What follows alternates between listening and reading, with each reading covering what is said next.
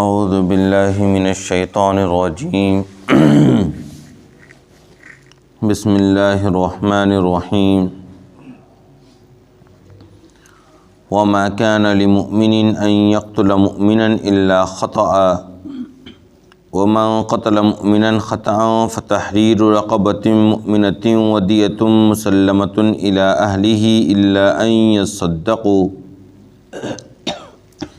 فإن كان من قوم عدو لكم وهو مؤمن فتحرير رقبة مؤمنة وإن كان من قوم بينكم وبينهم ميثاق فدية مسلمة إلى أهله وتحرير رقبة مؤمنة فمن لم يجد فصيام شهرين متتابعين توبة من الله وكان الله عليما حكيما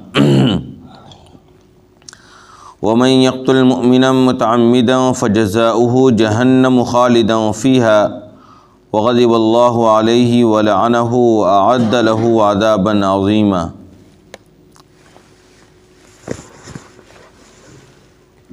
کسی مومن کا یہ کام ہی نہیں ہے کہ وہ کسی مومن کو قتل کرے مگر یہ کہ غلطی سے ہو جائے، اور جو شخص کسی مسلمان کو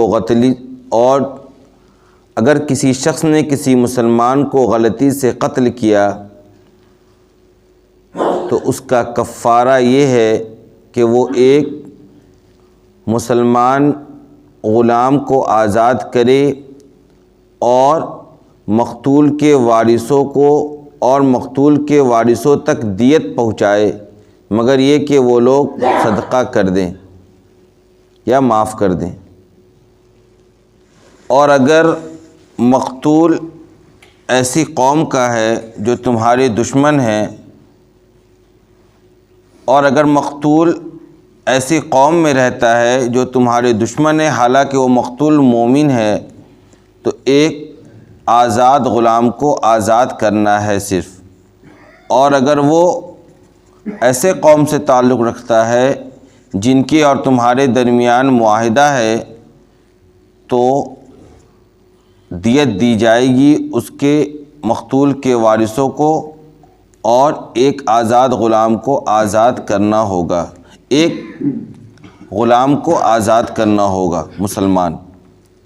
اور جو شخص مسلمان غلام آزاد کرنے کی طاقت نہیں رکھتا ہے تو وہ 2 مہینے پے در پہ روزہ رکھے گا۔ یہ توبہ ہے جو اللہ کی طرف سے اس عمل کے لیے مقرر کیا گیا ہے، اور اللہ تبارک و تعالی جاننے والا، حکمت والا ہے۔ اور جو شخص کسی مومن کو جان بوجھ کر قتل کرے گا تو اس کا بدلہ تو یہ ہونا چاہیے کہ وہ ہمیشہ کے لیے جہنم میں رہے، اور اللہ کی اس پر غضب ہو، اس کی لعنت اترے، اور اللہ نے اس کے لیے بڑا عذاب تیار کر رکھا ہے۔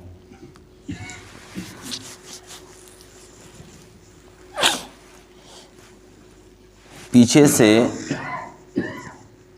جنگ وغیرہ کے احکامات نازل ہوئے ہیں اور انہی کا تذکرہ چل رہا ہے، قتل و قتال کا۔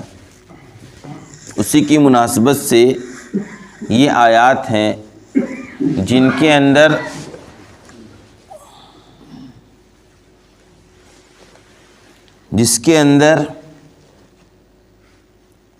اس بات کا حکم بیان کیا گیا ہے کہ اگر کوئی شخص کسی شخص کو قتل کر دے تو اس کے عوض میں اس کے اوپر کیا سزائیں نافذ ہوگی۔ اس کے لیے اسلام نے یہ قانون بتایا ہے کہ سب سے پہلے یہ چیز دیکھی جائے گی کہ جس کو قتل کیا گیا ہے اس کی حیثیت کیا ہے، آیا وہ مسلمان ہے یا غیر مسلم ہے، نمبر 1۔ نمبر 2، اس نے جو سامنے والے کو قتل کیا ہے وہ قتل عمد ہے یا قتل خطا ہے، یعنی اس نے اس کو جان بوجھ کر قتل کیا ہے یا غلطی سے سامنے والے کا قتل ہو گیا ہے۔ قتل عمد کہتے ہیں کسی کو جان بوجھ کر ایسے دھاردار ہتھیار سے قتل کرنا جو ہتھیار گوشت کو پھاڑ ڈالنے کی صلاحیت رکھتا ہو. آ رہی بات سمجھ میں؟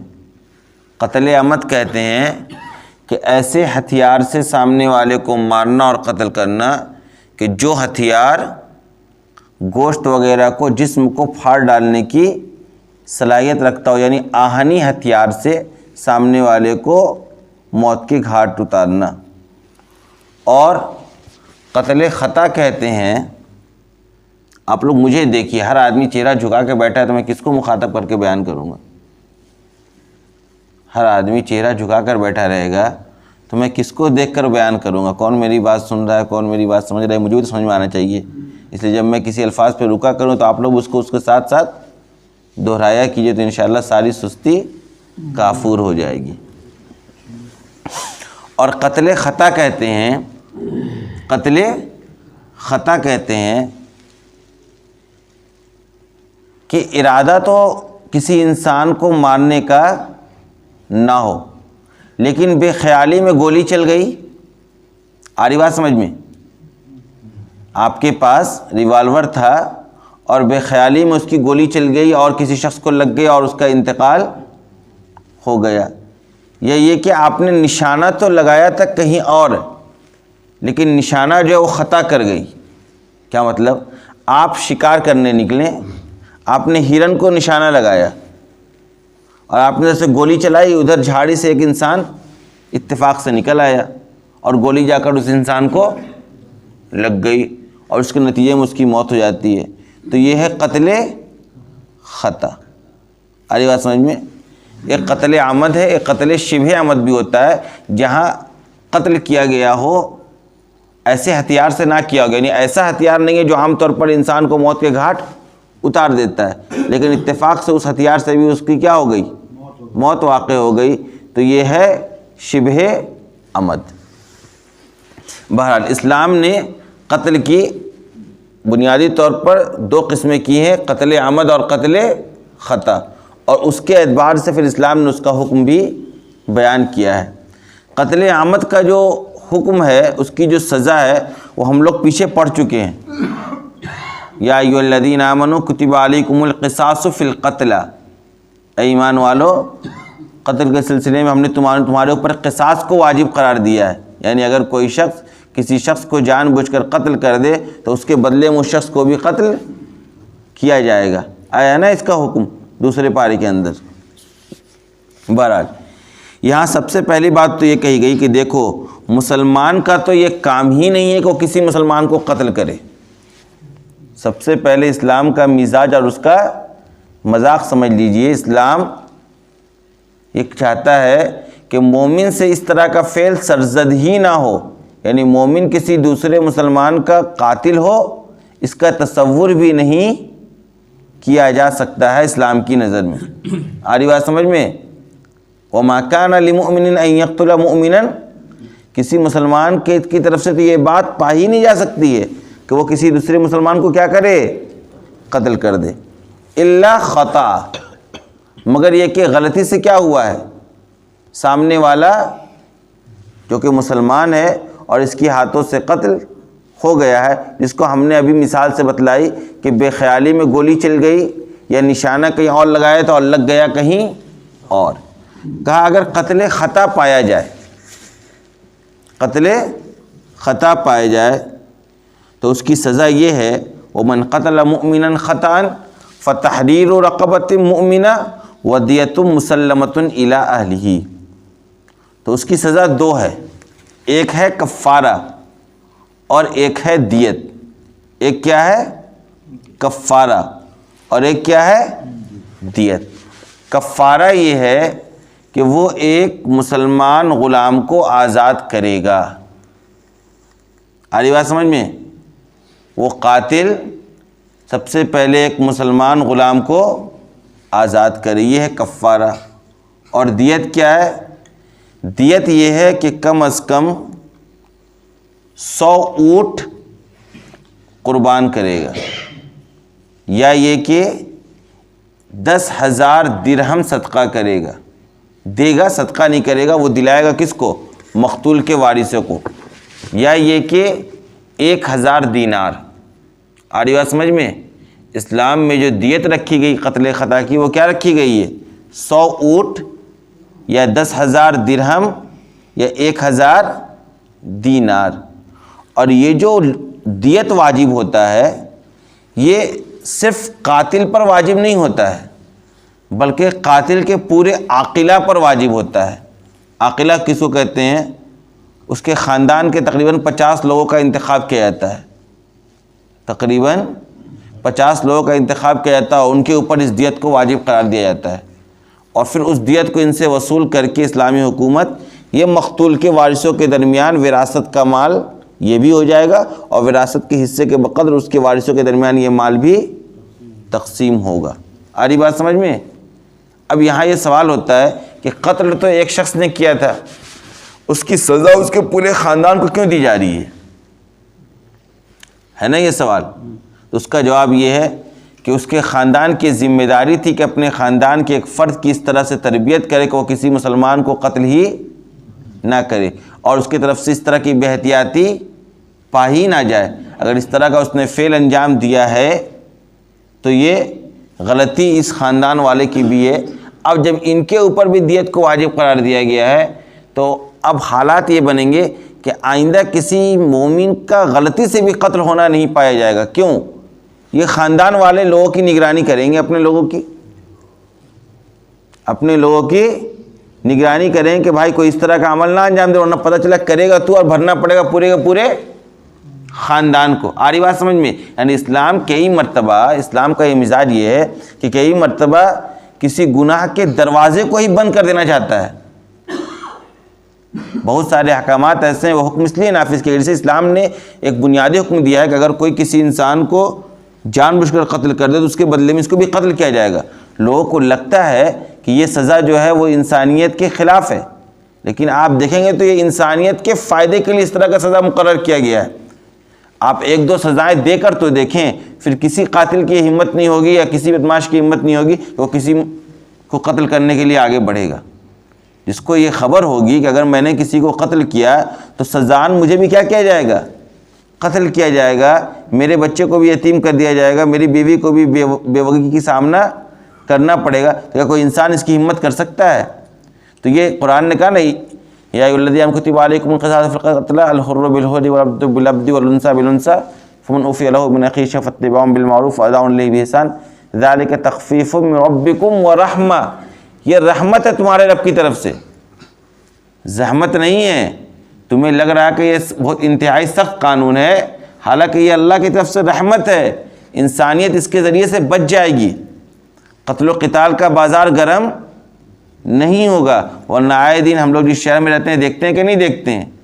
ہر دوسرے مہینے ایک انسان کا قتل ہو گیا. کیوں؟ کیونکہ قاتل کو کوئی اس طرح کی سزا ہی نہیں دی جا رہی ہے، لہذا قاتل نڈر ہو گیا ہے. قاتل کو اب ڈر ہی نہیں ہے، اس کو پتہ ہے کہ مجھے تو سزا ملے گی نہیں اس درجے کی، لہذا جو کرنا ہے وہ کر گزرو. آ رہی بات سمجھ میں؟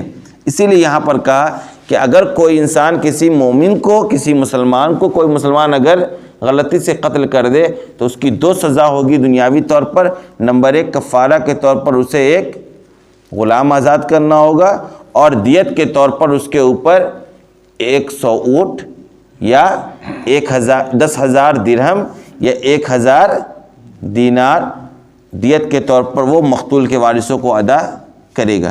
الا ان یصدقوا، ہاں یہ کہ مقتول کے وارثین معاف کر دیں، مقتول کے وارثین معاف کر دیں کہ ہم دیت نہیں لیں گے، تب معافی ہو جائے گی. اب اس کے اوپر صرف کفارہ واجب ہوگا. یہ تو اس صورت میں تھی جب کہ کسی مومن کو غلطی سے قتل کر دیا گیا ہو. آگے کہا فَإِنْ كَانَ مِنْ قَوْمٍ عَدُوٍّ لَكُمْ وَهُوَ مُؤْمِنٌ فَتَحْرِيرُ رَقَبَةٍ مُؤْمِنَةٍ. اور اگر وہ مقتول جس کو قتل کیا گیا ہے اس کا تعلق ایسے لوگوں سے ہے جو تمہارے دشمن ہیں، حالانکہ وہ مقتول کیا ہے؟ مومن ہے، تو یہاں پر صرف اور صرف کفارہ واجب ہوگا. اور وہ کیا ہے؟ ایک مسلمان کو آزاد کرنا، ایک مسلمان غلام کو آزاد کرنا. اس سے مراد وہ شخص ہے، وہ مومن شخص ہے جو دارالحرب میں رہتا ہے۔ آ رہی بات سمجھ میں؟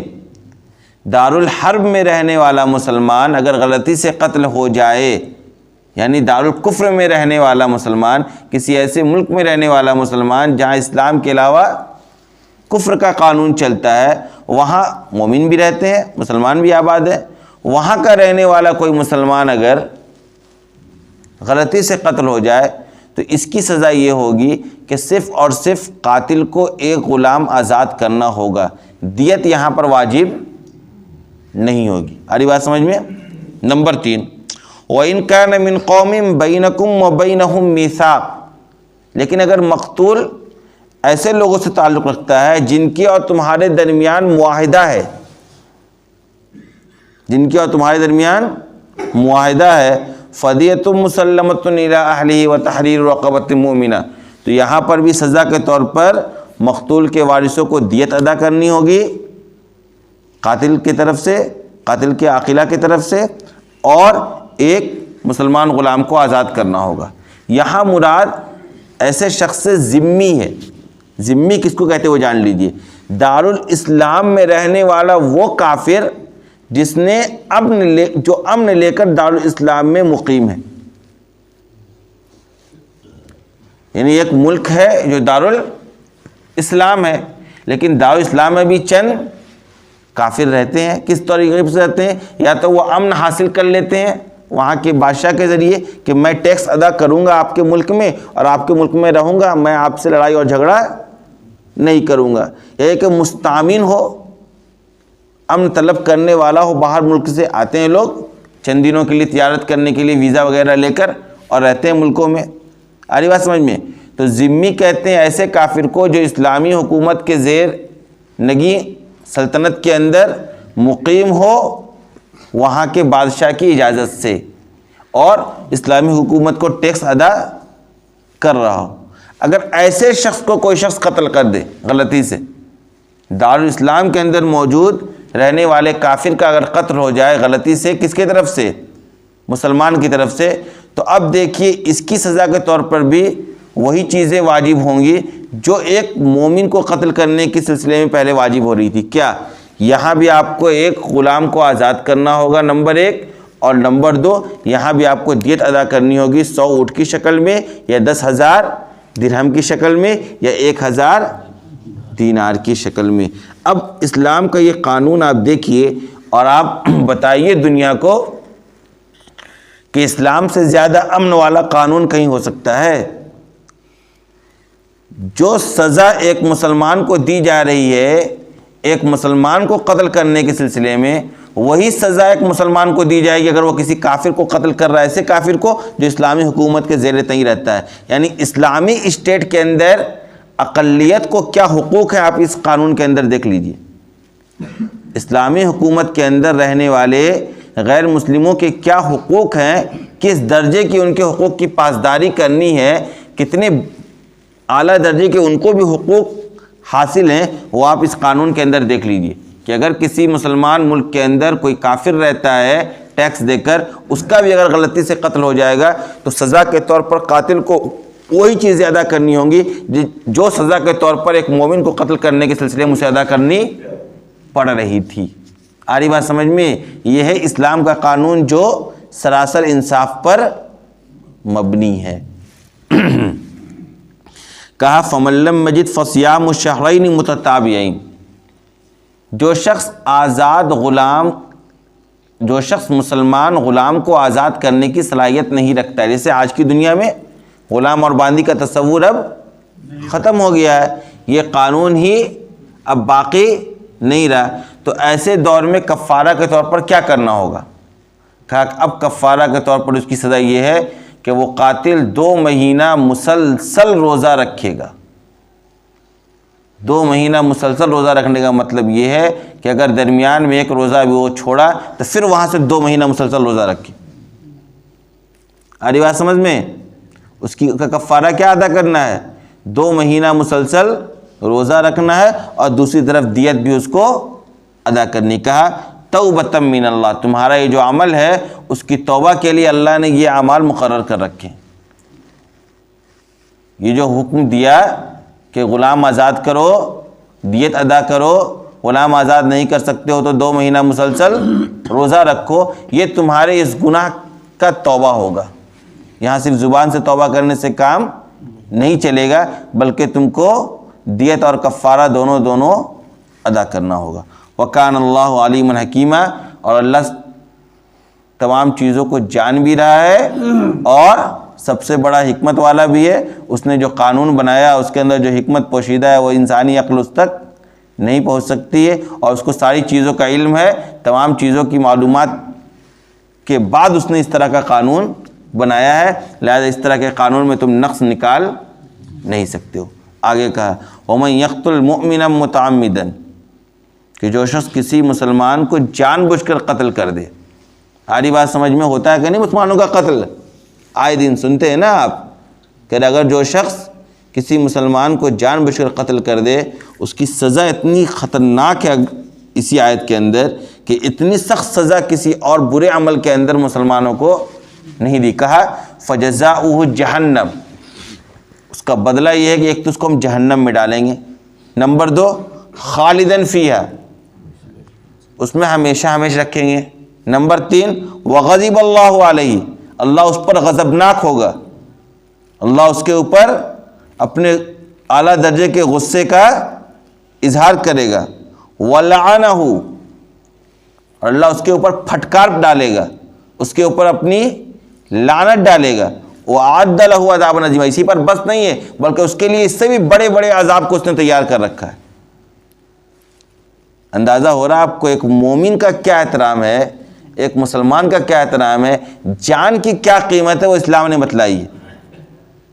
انسانی جان کی کیا قیمت ہے وہ اسلام نے بتلائی ہے۔ لوگ یہ کہتے ہیں اسلام کے اوپر ٹیررسٹ، اسلام کے اوپر دہشت گردی، اسلام کے اوپر آتنکوادی ہونے کا الزام لگاتے ہیں، انہیں اس طرح کے قانون کو جا کر قرآن کے اندر دیکھنا چاہیے کہ انسانی جان کے تحفظ کے لیے قرآن نے کتنی سخت سزائیں بیان کی ہیں۔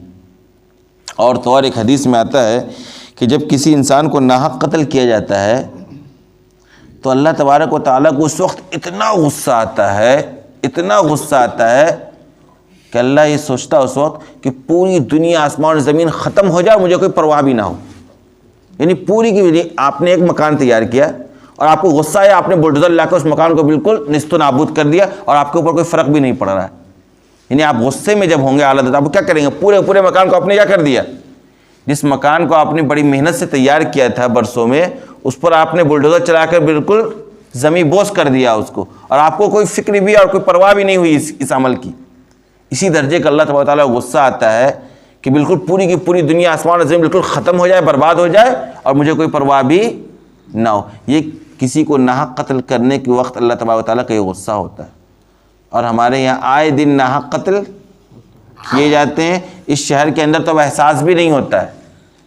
اگر کوئی خبر ہم لوگ سنتے ہیں کسی کے قتل کی، کسی کے اوپر گولی چل جانے کی، تو ہمیں اور آپ کو اب کوئی نئی بات بھی یہ نہیں لگتی، کوئی فرق پڑتا ہے؟ اتنا ہم اور آپ سننے کوئی فرق ہی نہیں پڑ رہا ہے، اور ہم اور آپ اتنے بے حس ہو گئے ہیں کہ نہ اس طرح کے عمل کرنے والوں کے خلاف ہم بولتے ہیں، نہ ان کا سوشل بائیکاٹ کرتے ہیں، اور نہ ہی ایسے لوگوں سے اپنے تعلقات کو ختم کرتے ہیں۔ آ رہی بات سمجھ میں؟ ہر آدمی اپنے فائدے کے لیے ایسے ہی لوگوں سے تعلقات رکھتا ہے۔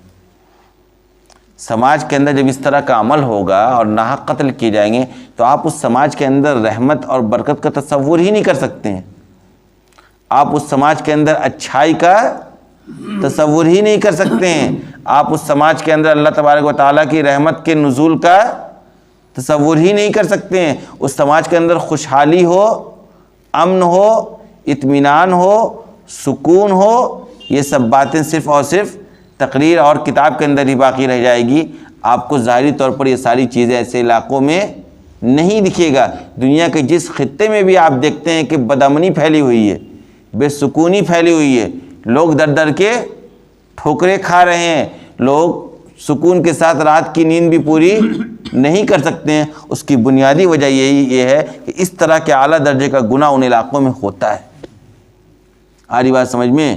کسی انسان کی جان اتنا سستی نہیں ہے اتنی کہ اس کو جو چاہے اس کے خون کو بہادر اگر اسلامی حکومت ہو فوراً پکڑو اور اس کو فوراً اس کو بھی موت کے گھاٹ اتارو.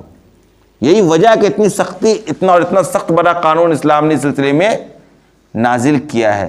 یہی وجہ ہے چونکہ انسانی جان کا تحفظ ہے. اللہ نے جس بندے کو اپنے ہاتھوں سے تیار کیا ہے اس کو کوئی یوں ہی ختم کر دے اللہ کیسے برداشت کر سکتا ہے؟ اس لیے کہا نا کہ اس کی سزا تو جہنم، وہ بھی ہمیشہ ہمیشہ، پھر میرا غضب بھی، میری طرف سے لعنت بھی، اور اس کے لیے اور بڑا بڑا عذاب نے تیار کر رکھا ہے. آج بس سمجھ میں اس درجے کی سزا ایسے لوگوں کے لیے قرآن نے بیان کیا ہے. لیکن اس سے یہ محسوس ہوتا ہے اس آیت کے ذریعے کہ ایسے شخص کی توبہ قبول نہیں ہوگی اور وہ ہمیشہ ہمیشہ جہنم میں رہے گا. حالانکہ قرآن و حدیث کی دوسری آیتوں سے یہ بات مستفاد ہوتی ہے کہ ایسا نہیں ہے. اس درجے کے گناہ کرنے والا شخص بھی اگر اللہ تبارک و تعالیٰ سے توبہ کرے گا تو اس کو بھی اس کے برے عمل کی سزا دے دینے کے بعد اس کے لیے بھی جنت کا فیصلہ آخر میں کر دیا جائے گا. یہ اللہ کی رحمت اور اس کا فضل ہوگا. ورنہ قرآن نے جس انداز سے اس کی سزا کو بیان کیا اس سے محسوس ہوتا ہے کہ بیائی ہی جس طریقے سے کافروں کو ہمیشہ ہمیشہ جہنم میں داخل کر دیا جائے گا اسی درجے کا اس کا بھی عمل ہے. اس کا بھی عمل اسی درجے کا ہے کہ اس کو بھی ہمیشہ ہمیشہ کے لیے کیا کر دیا جائے؟ جہنم میں ہی داخل کر دیا جائے. اللہ تبارک و تعالی ہم سب کی حفاظت فرمائے.